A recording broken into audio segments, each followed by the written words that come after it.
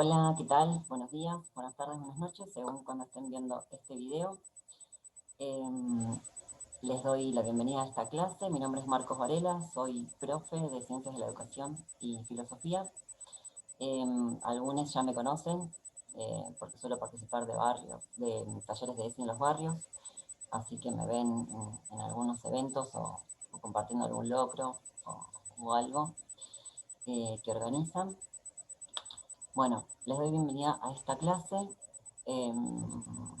Para los que no me conocen, tengo 40. Bueno, doy clases en SENS para adultos, en terciarios en la universidad. Soy activista trans, em, transfeminista, educador popular, y bueno, y le apuesto fuerte a la pedagogía y la democratización de la información. Así que, sin más, bueno, empiezo a compartir pantalla y la idea es lo que hablábamos con Juli, retomar lo que ya vieron con Dani y con Alejandra en las clases anteriores, porque pasó una semana que no tuvieron ninguna clase, así que vamos a hacer un poquito de recapitulación y ver los contenidos que me tocaban a mí, eh, que después también van a ampliarlos después con Florian. Así que voy a empezar a compartir pantalla. Ahí va. Bueno, acá les armé los contenidos de la unidad 1 que voy a retomar de feminismos populares que vieron. Es un poco el tema de colonialidad del poder, del saber y del ser. ¿Qué pasa con eso? Las tres olas feministas, la tríada racismo, colonialidad, patriarcado, cis, heterosexismo.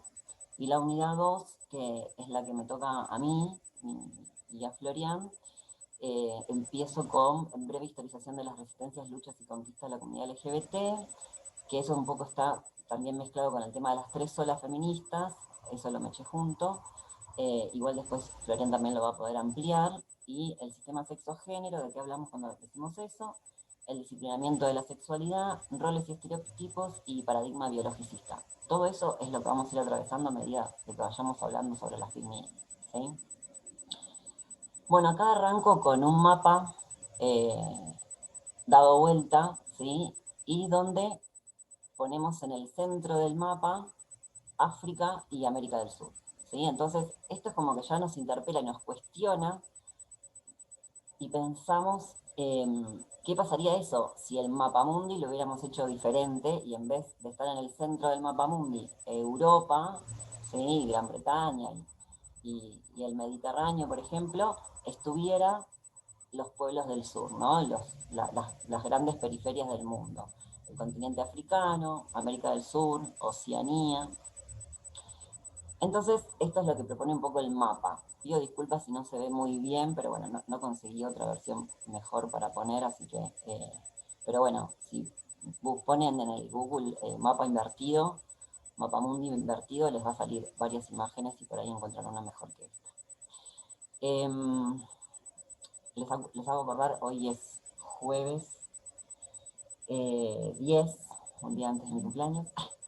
Hoy a las 3 de la tarde se vota en el Senado la ley de cupo laboral trans, así que pido que apoyen eso y que estén agitando el tema de la ley de cupo en todas las redes, por favor. Bueno, cuestión lo que decía es me acordé por el tema de los barcos, ¿no? Y con lo que dijo el presidente. Les puse acá, la invención del racismo, la heterocisnormatividad, la colonialidad, llega en barcos justamente desde el continente europeo del viejo mundo. No es que nosotros llegamos en barcos, sino que nosotros ya estábamos, porque nuestros genes, nuestras herencias tienen mucho de mestizo también y tenemos sangre indígena, ¿no? Entonces, por más que seamos blancos, somos mestizaje, ya no venimos de Europa nosotros, ¿sí? No somos de ahí. Pero sí llegó en esos barcos de Europa la invención del racismo, la heterocisnormatividad, la colonialidad. Acá en estas figuritas que pongo no se puede descolonizar sin despatriarcalizar, ¿no? Entonces, pensar esto de si nos tenemos que descolonizar, además hay que despatriarcalizarnos, porque ya la cultura que vino de Occidente, de Europa, ¿sí?, es una cultura patriarcal. Dentro de la cultura literaria, filosófica de Europa, también tenemos gente que criticaba esa cultura y se daba cuenta de eso. Pero eran muy pocas los autores o las personas que realizaban esa crítica. Y eso nosotros a lo largo de la historia, de la formación que tenemos en nuestro sistema educativo, no lo fuimos viendo, porque siempre vimos la historia de los vencedores, ¿no? Eh, de los que hacían la historia. Entonces, bueno, poder pensar un poco eso también implica una revisión histórica de todos nuestros contenidos educativos, en principio. Y acá puse una frasecita de Safo de Lesbos, de la antigua Grecia, que era poetisa, filósofa también, de la Grecia clásica, y dice: os aseguro que alguien se acordará de nosotras en el futuro, ¿no? Y Safo de Lesbos eh, tiene esa historia, ¿no? Por ejemplo, en la antigua Grecia, donde los hombres iban a la guerra, las mujeres se quedaban solas y había situaciones también ahí de disidencia, lésbicas, ¿no? Donde se provocaban amores o vínculos entre ellas, se satisfacían sexualmente también entre ellas. Entonces, las disidencias estuvimos desde siempre, ¿sí? En todo el globo terráqueo. Entonces, no es algo de ahora, no es un movimiento que emerge ahora, ¿sí? Bien, vamos con la otra filmina. Entonces, bueno, Dani les fue diciendo sobre la interseccionalidad de opresiones, esta matriz autónoma de pensamiento popular que traía de Alcira Argumedo, tiene que ver un poco con estos autores que yo les propongo para pensar las luchas a lo largo de la historia que tienen que ver con el género, lo económico, lo racial, el conocimiento, ¿no? Cómo Occidente marcó todo un marco teórico, una matriz de pensamiento donde se sostenía y se legitimaba todas esas opresiones que hoy estamos reclamando y seguimos luchando por eso, ¿no? Entonces Enrique Dussel habla del giro descolonizador y este autor, que es una camada de autores y autoras de nuestro país, del pensamiento filosófico nacional y latinoamericano, surgen de lo que es la teología de la liberación con Leonardo Boff y la filosofía de la liberación, ¿no? Que empiezan a surgir en los años 70, 60, 70 con todo el movimiento intelectual que se produce en esa época, antes de que llegue el fascismo, ¿no? Y las dictaduras a toda la región sur, sobre todo. Entonces, bueno, se propone un nuevo método filosófico que tiene que ver con estos pensamientos de la filosofía de la liberación, que es una crítica a la modernidad y el eurocentrismo, una nueva visión de la historia y una nueva política. Ay, perdón, se me pasó. Estaba viendo que acá los numeritos me quedaron mal. Pido perdón por eso. Entonces, hacer este giro descolonizador es un poco también hacer una revisión histórica, ¿no? De qué fueron esos saberes que fuimos aprendiendo y que desde el vamos ya provocaban un falso ideal donde teníamos que ir hacia ese ideal.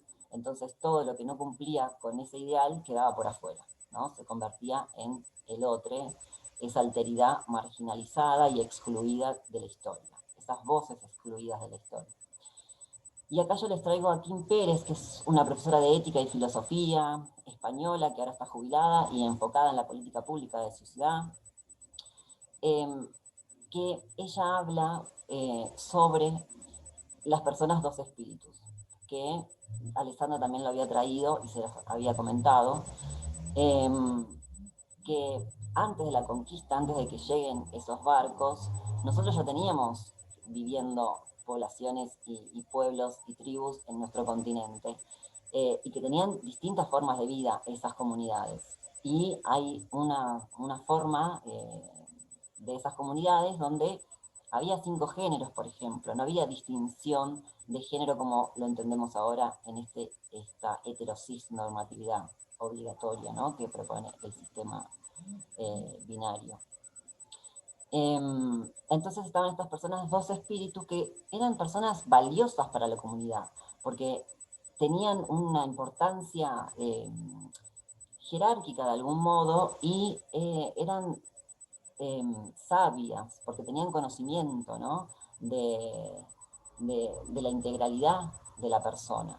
Entonces eran reconocidas, eran aceptadas y tenían voz y voto en la comunidad.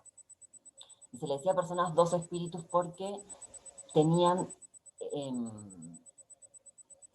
esta exterioridad e interioridad que entendemos como lo femenino y lo masculino, ¿no? Entonces en esta foto, que es una foto famosa de un fotógrafo estadounidense, está una persona con pene de la comunidad cherokee, con vestimenta de lo que utilizaban generalmente las feminidades en esa comunidad. Y una persona con vulva que está vistiendo la ropa que vestía generalmente las masculinidades de esa comunidad, ¿no? Entonces, estaba totalmente aceptado eso, ¿no?, de intercambiarse las ropas, por más que hubiera distinción y diferenciación de géneros, no había problema con las personas trans en esa época. Entonces Kim Pérez habla de esto y dice cómo el transexualismo a lo largo de la historia tuvo periodos en que fue reconocido y aceptado, y periodos oscuros donde se lo casó, se lo mató, se lo encarceló, se lo ridiculizó, se lo excluyó, ¿no? Entonces Kim dice, el no binarismo en las primeras culturas. Con respecto a eso decía, no hay que despatologizar algo que ya no es despatologizable de por sí. O sea, era aceptado, no había por qué patologizarlo, ¿no? Eso después pasa en los 50 con la ciencia, un poco lo de poner el transexualismo como una enfermedad, ¿no? Hoy, por suerte, eso está cambiando y ya el CIE-11, que es el manual de lo que se entendería por enfermedades, o el DSM-5, y hoy ya está el DSM-6, no figura como enfermedad la transexualidad, sino que figura como una incongruencia de género, ¿no? Tampoco como disforia, sino como una incongruencia, para que se pueda seguir utilizando las obras sociales, por ejemplo, el sistema de salud, que sea reconocido como que se necesita una intervención quirúrgica o atención médica y demás. Pero bueno, son términos que hay activismos y agrupaciones que están a favor y otras que no. Y después dice Kim, la transexualidad no había que curarla con conjuros o yerbas, ¿no? Era una variante más de la vida. Entonces, esto que no era algo que había que exorcizar a la persona porque tenía un problema. Entonces era algo aceptado. Por eso acá hago estas flechitas, ¿no? Porque lo que entendemos en el sistema heteronormativo justamente es que hay una consecución entre las categorías de sexo, género y rol de género. Entonces, entender que esto no es así, no hay una causalidad, no hay una cadena que porque tengo determinado sexo, soy determinado género y tengo un determinado rol. No, hoy entendemos que no es eso, ¿sí? Que no es así. El sexo no nos determina un género ni un rol de género. Bien, pasamos ahora a los conceptos de colonialidad, ¿sí?, que traía Dani. Frantz Fanon es un intelectual de África y es el primero que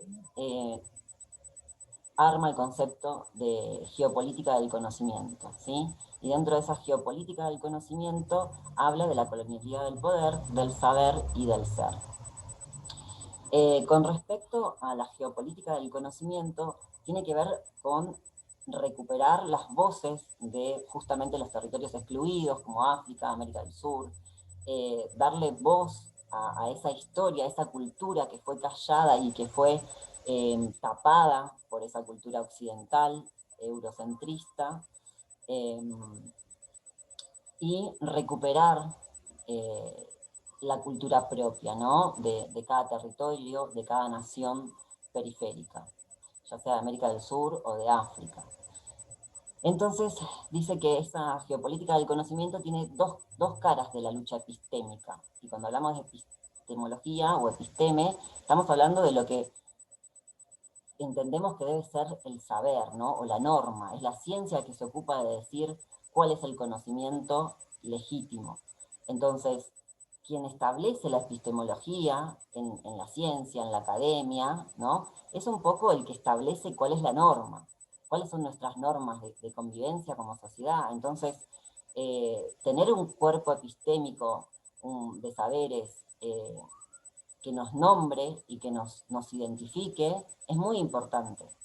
Y que tiene que ser en base a nuestros valores, a nuestros deseos y a nuestras necesidades como pueblo, como territorio, como sociedad. Entonces, ¿qué va a decir Fanon? Que esta lucha epistémica tiene dos caras. Por un lado, la necesidad de la descripción y análisis de los conceptos que yo quiero elaborar y que preciso para mi territorio y para resolver mis problemas como pueblo.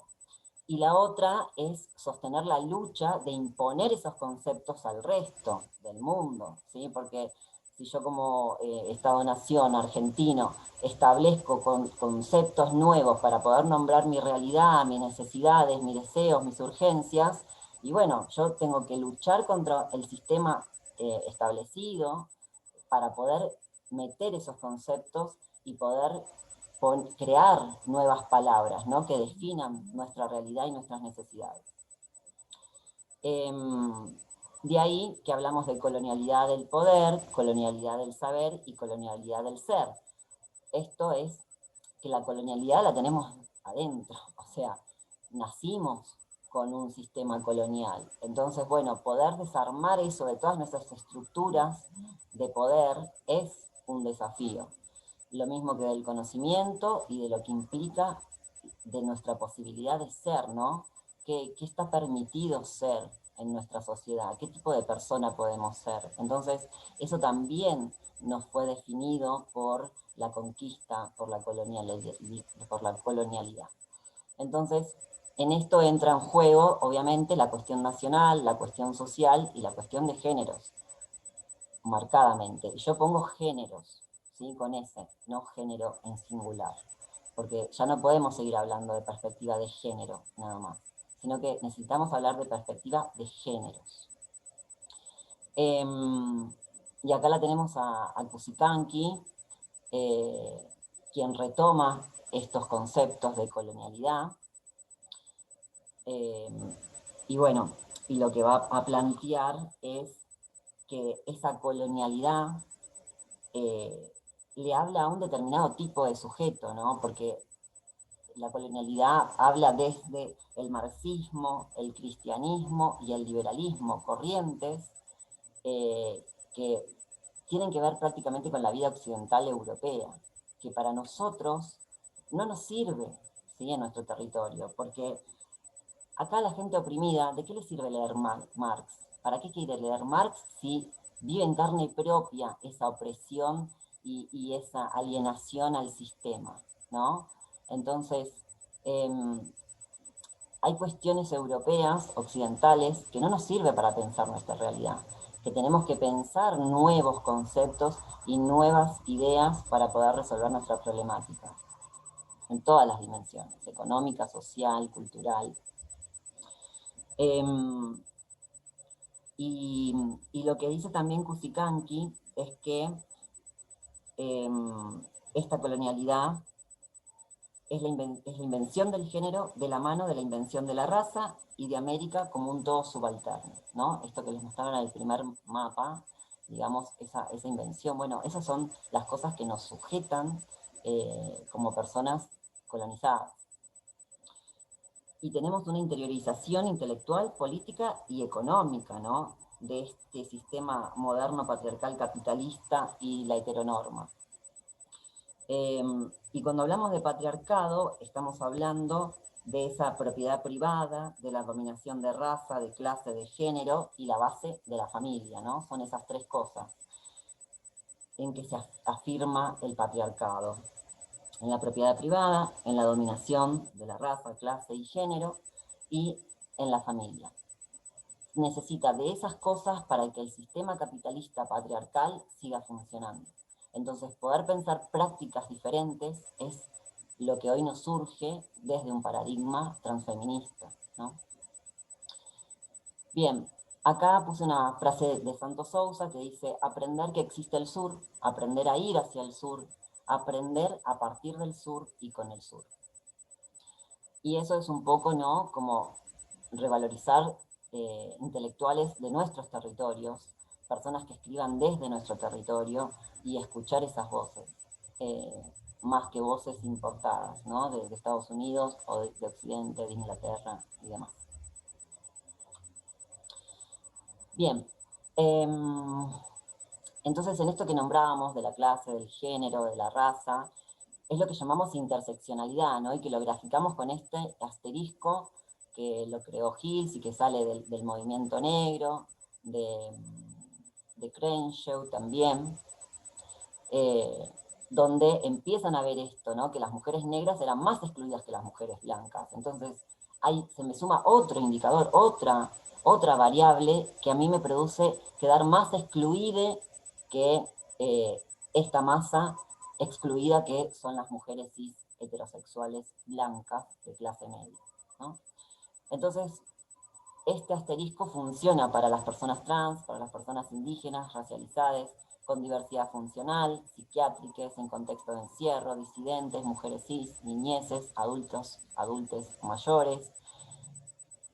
Todos estos grupos, todos estos colectivos son siempre los que quedan marginalizados y por debajo de la raya esta, que se vuelven oprimidos por el ideal, ¿no? Este ideal que siempre se nos presentó en toda cultura, en todo sistema educativo, que tiene que ver con la persona blanca, heterosexual, europea, hombre, joven, con educación superior y de clase media alta.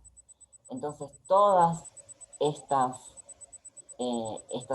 categorías son las que siempre, a través de la cultura, de los medios masivos de comunicación, de la literatura, de todo instrumento de aprendizaje, herramienta de cultura, se nos fue impregnando y haciendo carne. Entonces, todo lo que no correspondía a este nivel de privilegio quedaba automáticamente por abajo, excluido y fuera de la norma. Entonces acá traigo un poco el tema de la educación popular, porque es una práctica que parte de los saberes populares y que procura a partir de ellos la formación de seres humanos críticos y participativos, capaces de mantener relaciones sociales en las que los valores humanos sean lo prioritario, ¿no?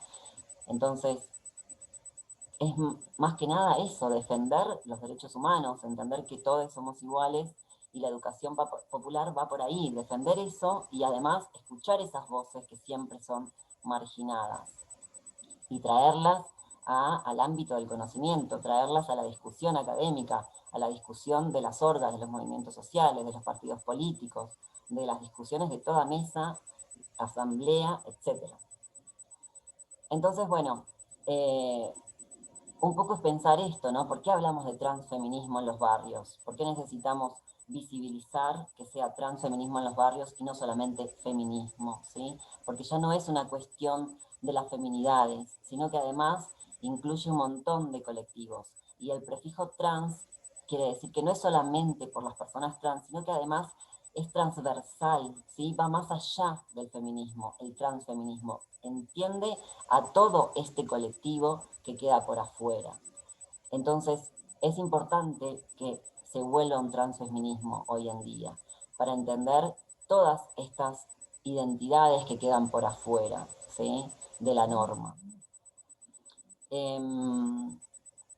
Y bueno, ahora yo les traigo un filósofo argentino que es trans, que es Blas Radi, que escribe un montón sobre textos de educación, que lo encuentran en internet de acceso fácil, los PDF de él, en académica.org principalmente, y que él nos hace pensar, ¿no? ¿Cómo puede entonces una persona trans hablar? ¿Y qué dirá? ¿Qué dicen las personas trans con respecto al proceso de construcción del conocimiento?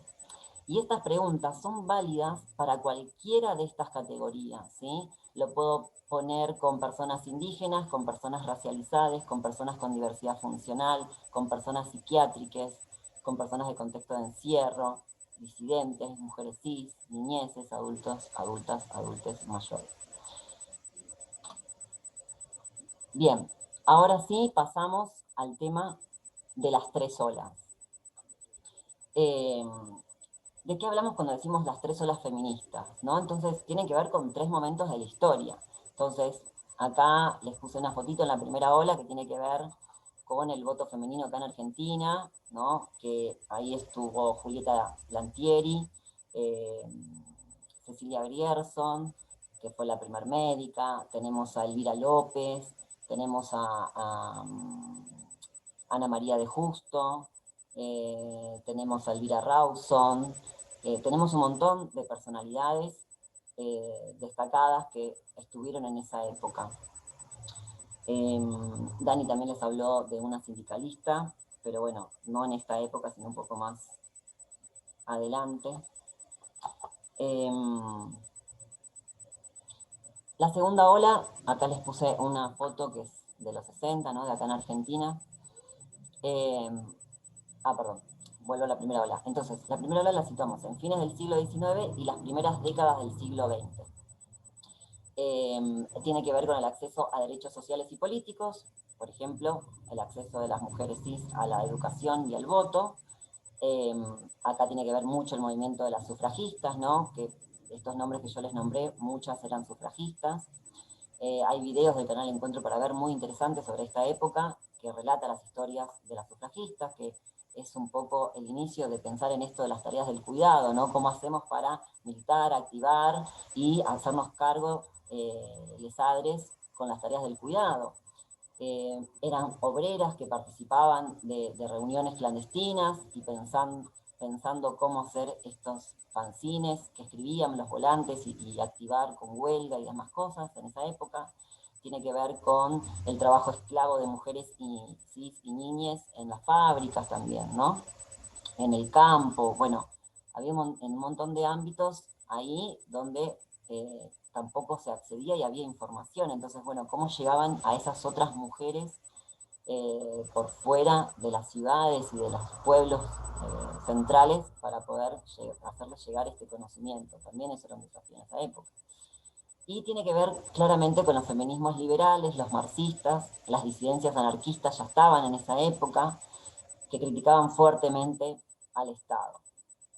Ahí está la serie esta de Netflix que se llama El baile de los 41, que justamente muestra en esa época cómo se llevaban a cabo encuentros clandestinos de grupos disidentes, ¿no? La película, si bien muestra que son todos varones cis que hacían esos encuentros clandestinos, claramente había un privilegio en esa época donde la mujer no tenía ninguna participación, la mujer cis no tenía ninguna participación de ningún tipo, pero en estos espacios sí que había de hombres, digamos, donde también había mujeres trans, había personas que se travestían, donde había una marcada necesidad de expresión de otro género, ¿no? Y bueno, los cuerpos que podían acceder a eso justamente eran varones cis y de clase alta. Porque siempre en este sistema la persona que tiene plata tiene acceso a recursos y puede hacer con su deseo lo que quiere, ¿no? Mientras que las personas que no tenemos plata, no. Tenemos que tener 3, 4 trabajos para llegar a fin de mes, si no, no se puede. La segunda ola tiene que ver con fines de los 60 y los 70, y ahí está el tema de la radicalización de la política y multiplicación de movimientos sociales. Explota, ¿no? En todo el mundo las manifestaciones y los movimientos de lucha. Hay una politización de la vida cotidiana, se empieza a cuestionar la sexualidad, empiezan a haber grupos de mujeres que empiezan a charlar de estas incomodidades que tienen frente a las tareas cotidianas de ser mujer y de tener una familia y de los roles de género. Bueno, se empieza a cuestionar fuertemente esto. Hay grupos de concienciación que se organizan y dan charlas, dan talleres, ya en esa época, arman fanzine, pancartas, marchas, huelgas. Empieza a tener fuertemente un papel la universidad acá. Bueno, yo ahí les puse el cordobazo, ¿no? Arriba como que pongo que son los movimientos de mujeres, el movimiento negro, los estudiantiles, las pacifistas, las ecologistas, los homosexuales, las alianzas obreras estudiantiles del cordobazo, la lucha armada de Cuba, bueno, son un montón de cuestiones que van haciendo al agite de estos movimientos sociales. Aparece el lema "lo personal es político" en esta época, el malestar sin nombre, ¿no? Esto que empieza a revolverse y agitarse y que no tenían todavía conceptos para definirlo, para expresarlo, pero estaba ese malestar y empiezan a hacer cosas. Hay otro video en Netflix también muy bueno para ver de esta época que tiene que ver con todos estos temas, que se llama She's Angry, en inglés, ¿no? Ella está enojada. She's beautiful when she's angry, como ella es hermosa cuando está enojada, una cosa así. Está en inglés el título. Bueno, aparecen los primeros discursos lésbicos dentro de estas manifestaciones, ahí lo van a ver también en ese video. Aparece el lema "nada de nosotros sin nosotros", que ese lema lo pone el movimiento de diversidad funcional, ¿no? Hay otro documental también en Netflix, que si alguien tiene acceso, o por ahí en YouTube también está, que se llama CRIP, C-R-I-P, que habla del movimiento de discapacidad y cómo piensa todo un sistema horizontal y transversal y de comunitario de vida y resolver sus problemáticas, ¿no? Que eso también es un modelo a seguir por todos los movimientos disidentes por fuera de la norma. Es muy interesante entonces eso. Y eso que decimos hoy, "nada de nosotros sin nosotros", ese lema lo trae el movimiento DISCA. Entonces, no es solamente un lema de las disidencias. Y también empiezan a actuar los caldos de cultivos intelectuales de las filosofías de la liberación, ¿no? En esta época, Dussel, Kuchen, Kusch, bueno, hay un montón de autoras y autores acá que empiezan con Freire, ¿no? Leonardo Boff en Brasil, empiezan con este discurso, Metol Ferré en Uruguay, entonces empiezan a haber una camada de intelectuales, Jaureche, en nuestro país y en los países periféricos o vecinos nuestros, donde empieza estos agites, a ponerles palabra a todas estas revoluciones políticas y culturales que se están produciendo. Y después tenemos la tercera ola, que tiene que ver con los 90, que es totalmente neoliberalista, ¿no? Y acá aparece el concepto de patriarcado, ya aparecen los movimientos queer, los estudios trans, la lucha por el reclamo que se cumpla con las demandas de las personas con HIV, el reclamo del sistema de salud, al no abandono de las personas con HIV, que justamente no se los caracterizaba como la peste rosa, como las personas monstruo, como que eran intocables, que no podías ni verlos, ni acercarte, ni compartir un vaso, nada, ¿no? Mi tío murió de HIV a los 33 años, no, a los 33 no, a los 42 o a los 43. Y yo me acuerdo en mi cumpleaños de 15 de compartir el vaso con él y toda la gente mirándome como diciendo, ¿qué estás haciendo, no? Si tiene HIV. Pero como eso, ¿no? Siempre estuvo ese prejuicio de que la gente con HIV no se podía compartir la saliva, un beso, o sea, como que eran personas intocables. Y pensar eso para una persona es terrible, ¿no?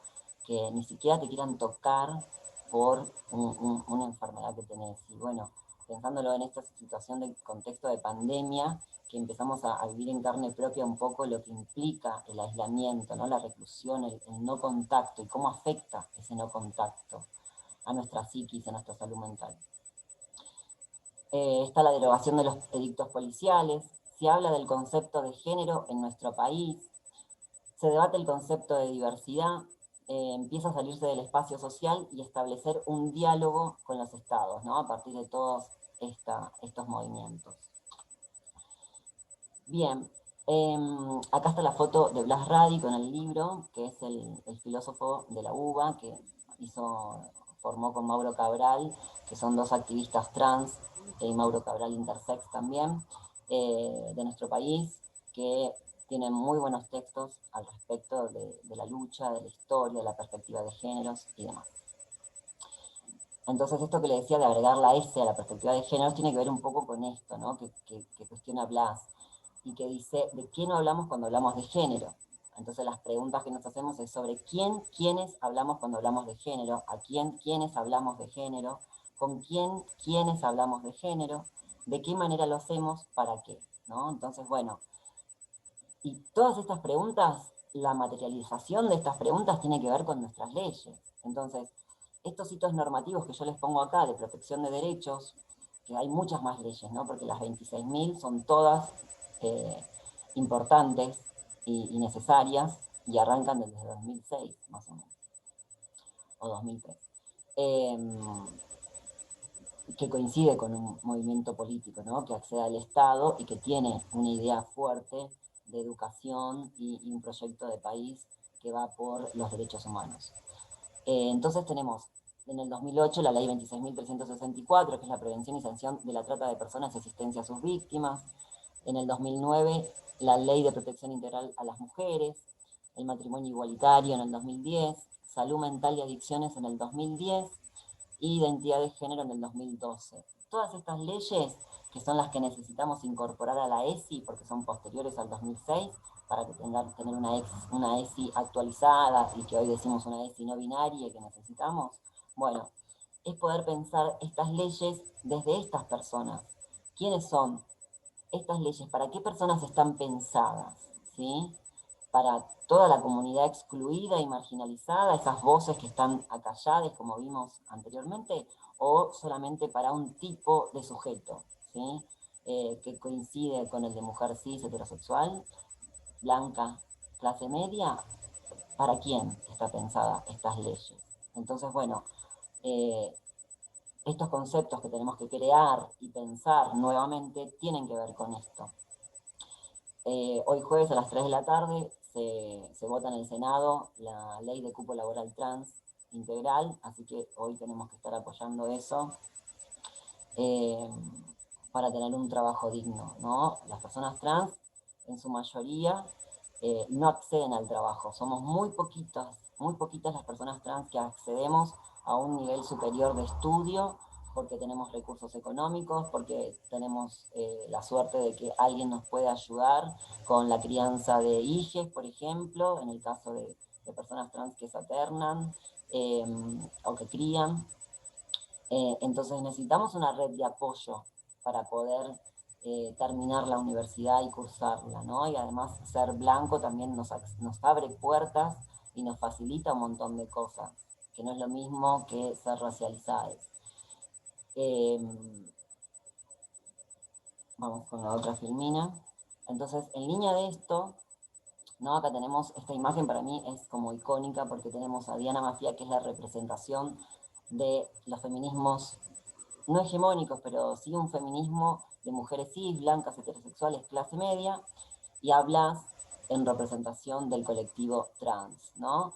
Que es como esto que parece que está junto y está en consonancia y en acuerdo desde el discurso y desde la imagen, pero que después en la implementación de las políticas públicas por ahí no se ve. Recién ahora estamos viendo manuales que está sacando el Ministerio de Mujeres, Géneros y Diversidades y que modificó el nombre, ¿no? Ya no es la mujer el centro de las políticas, sino que son las mujeres, todavía bueno, no lo sacamos del todo, los géneros y las diversidades. Entonces ahí como que entrarían todas estas voces que van quedando marginalizadas, pero lo que sí es necesario que podamos ver eso reflejado en las políticas públicas y en toda práctica que tenemos dentro de los movimientos sociales, de las organizaciones, de los merenderos, de las escuelas, de toda institución, ¿no? Pueda llevarse esa práctica.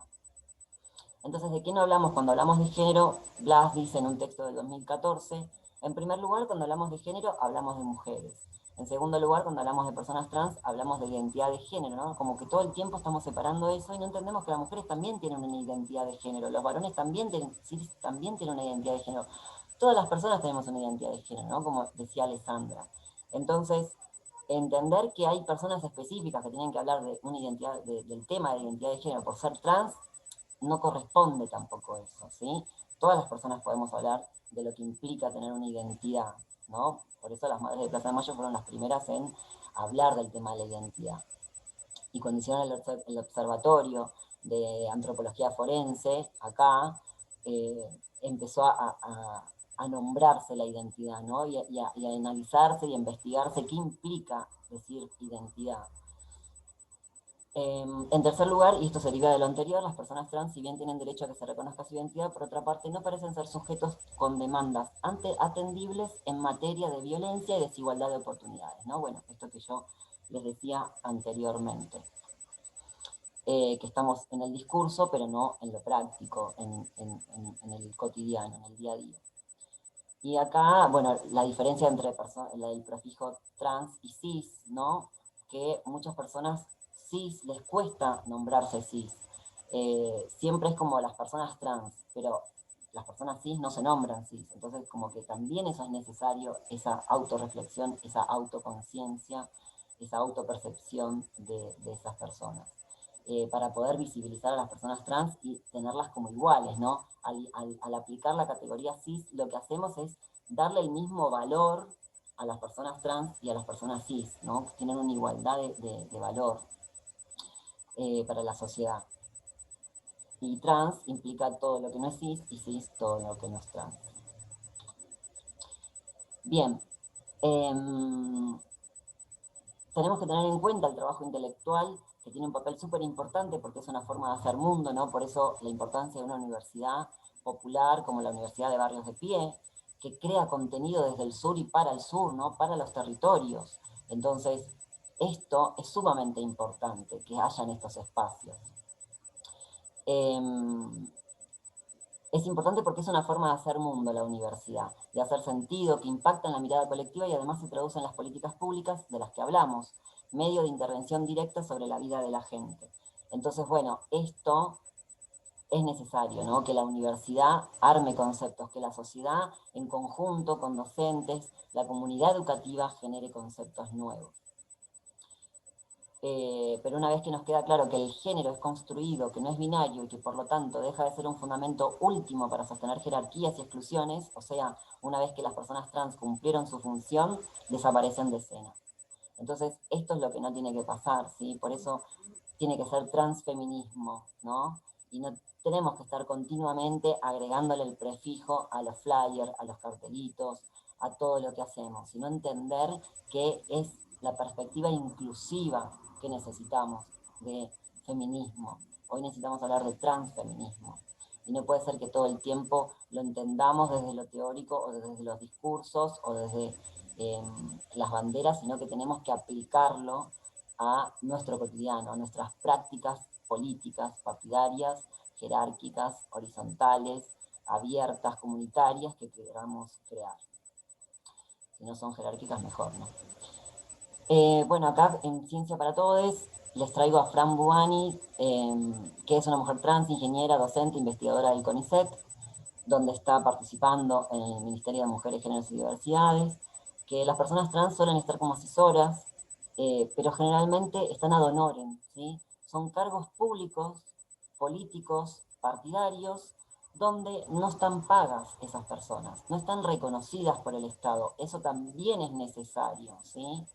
Que se reconozca. Porque pasa esto, ponen personas trans o de la diversidad para hablar y poner esa perspectiva que tiene encarnada por ser una persona del abanico del colectivo LGBT, del abanico de colores, pero no está reconocida y tampoco es paga. Entonces eso es muy importante que pase en el Estado también, en toda institución. Bueno, y acá un poquito, ¿no? Las imágenes estas representan la cuestión de los géneros, esto de a qué baño voy, ¿no? Que si no está en la materialidad, en los espacios, pensado desde este transfeminismo, el habitar el espacio, pasa esto, que la gente queda fuera porque no sabe qué hacer, o sea, qué me corresponde, o sea, qué baño uso, cómo uso esta política que están lanzando para mujeres, varón trans, que yo también puedo abortar, que yo también puedo parir, que yo también puedo usar el sistema de salud, tanto como las mujeres cis, ¿de qué manera lo utilizo? ¿Hay algo adaptado para mi necesidad? ¿Está mi deseo incluido en las políticas públicas del sistema? Entonces acá entra en juego este concepto de cisexismo, ¿no? Así como hablamos de la raza, la etnia, la clase, la identidad de género, la orientación sexual, el origen nacional, el territorio y las generaciones, hablamos de cisexismo. Entonces, ¿qué implica el cisexismo? Es la clave para entender esta lógica que es la creencia, muchas veces no explícita y hasta inconsciente, de que las personas que no son trans, las personas cis, son más importantes, más auténticas que las personas trans, y por lo tanto sus problemas son más urgentes.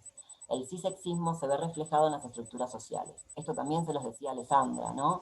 Entonces acá uso esta pirámide, este gráfico de Bornstein, que tiene que ver, Kate Bornstein, que es de 1997, es un texto traducido, que también lo encuentran en internet, que habla del sistema de género, ¿no? La identidad y el poder. Este sistema género, que lo veíamos más adelante, ¿no? Que tiene que ver con que no hay una causalidad, ¿no? No hay una continuidad de esos conceptos que no están unidos, sino que no tienen nada que ver uno con el otro.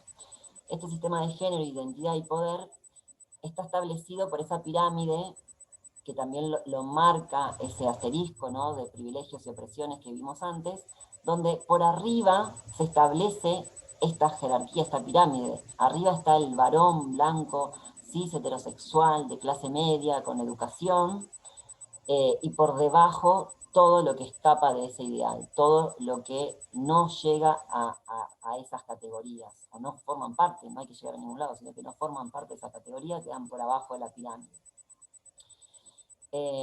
Entonces, Kate Bornstein dice que este sistema de género, identidad y poder es una contraconceptualización unidimensional y binaria, ¿no? Porque unidimensional quiere decir que parte de un uno, de un ideal, ¿no? Cuando hablamos de universalización, quiere decir que universalizamos todo a esta figurita de arriba, a este universal. Género, identidad y poder son cada uno función del otro, ¿no? Como que están unidos o por este sistema, por esta pirámide. Las jerarquías se definen a partir de las identidades que ocupan el vértice, ¿no? Acá tenemos un vértice en la punta, entonces de ahí baja todo en cascada, el valor de importancia de las personas. El poder se deriva de la invisibilidad de la jerarquía, porque parecería que esta pirámide es algo totalmente natural, cuando no. Y también impugna binario opresor-oprimido, ¿no? Porque da a entender que no hay un sistema de opresión acá, sino que es una cascada que deriva de una cosa de la otra, ¿no? Como si fuera algo natural, cuando en realidad no, justamente es una pirámide totalmente opresora. Bien, y con esto terminamos.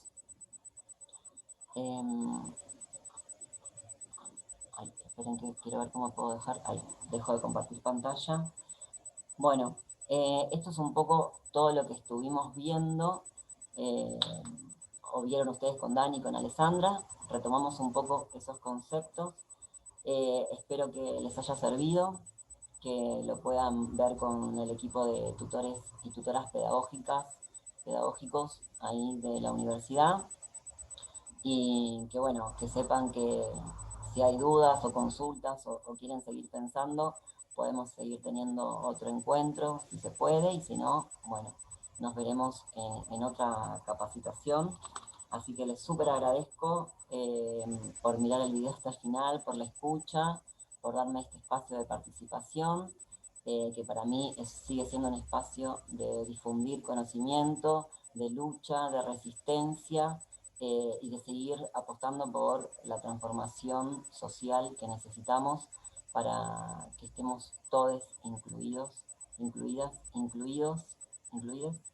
en este sistema capitalista y neoliberalista.